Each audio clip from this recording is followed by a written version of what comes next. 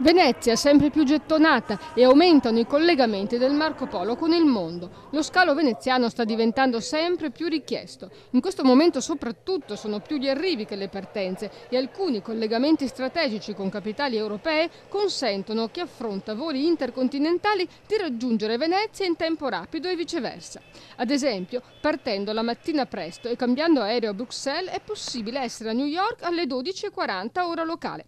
Quest'ultimo è un collegamento offerto dalla Brussels Airlines, che proprio oggi ha stilato il bilancio delle attività della compagnia a 3 mesi dall'avvio del terzo volo giornaliero Venezia-Bruxelles, partito il 12 giugno. 25.000 i passeggeri che hanno scelto questa tratta nel 2012. Crediamo assolutamente nell'area e nello sviluppo di Venezia da sempre. Io come direttore generale per l'Italia ho voluto questo nuovo night stop, questo primo volo, diciamo il terzo volo del mattino da sempre, perché apre veramente gli orizzonti a tutto il resto del nostro network.